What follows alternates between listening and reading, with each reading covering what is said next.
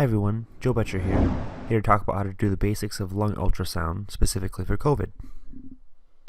So whether you're with SHM or LMES, I'll walk you through the steps and try and keep this basic. The ultrasound machines at the Mercy and Hackley emergency departments, as well as the Mercy ICU, are all the same. You're first going to click the probe button near the left side of the screen.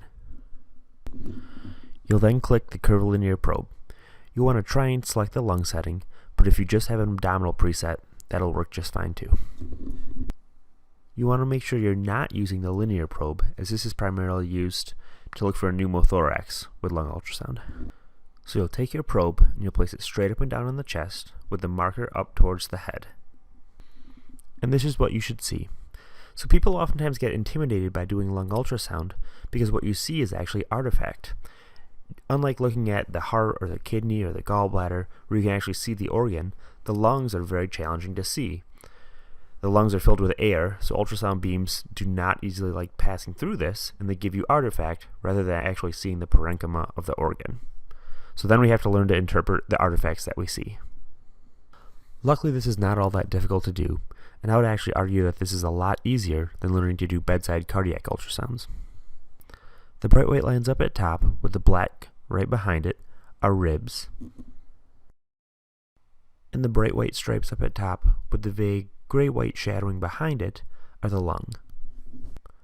The white stripes of those lungs are actually the parietal and the visceral pleura that are sliding back and forth on each other when you take a breath. So the first artifact that we're looking for is called an A-line. An A-line is beneath the lung and it's horizontal in nature. We use these artifacts to tell whether the lungs are wet or dry. An A-line signifies a dry lung. A-lines are not something that's actually physically present in our body. It's just an ultrasound artifact that's made when the beam bounces back and forth. This again signifies that the lungs are dry. Just because they're dry doesn't mean it's always good. You can have the most terrible COPD or asthma exacerbation in the world, and your lungs are still dry. Next, we'll take a look at the lungs of a different patient. You still see the bright white line up at top, but now there's these long lines that shoot down. These are known as B lines. This is what interstitial fluid looks like in the lungs. So A lines are horizontal and B lines are vertical. These B lines can represent interstitial fluid from CHF, fluid in the alveoli from pneumonia, or fluid from COVID or ARDS. Unlike A lines, which can be normal, B lines are always abnormal. It's not always an absolute positive or negative. It's a spectrum, and sometimes you're going to have images like this where you actually see a little bit of each. Although make no mistake, there's definitely fluid in this picture. So what other portions of the lung do we need to scan? You get a different answer depending on what source you read. But the typical pictures are number 1, the apice, 2, the midlung, 3, the axilla, and 4, the fast view. So where do we need to look in the lungs to figure out the diagnosis here? Let's use CHF as an example.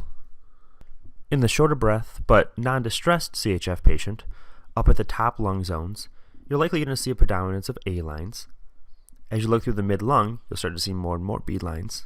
And as you go further towards the base of the lung, you'll see even more B lines. This diagnosis has an expectedly gravity-dependent following.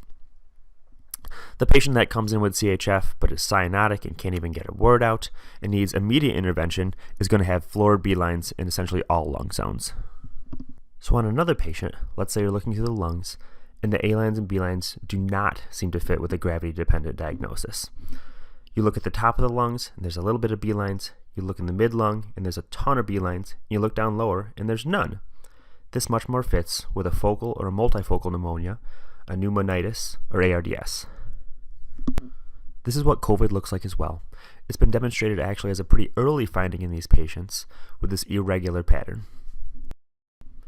B lines are really the easiest thing to look for if you're looking for COVID. There's several other findings that are listed here, which are a little more detailed to go through in this short video. As patients' lungs are starting to recover, you're going to start to see more A lines as compared to B lines.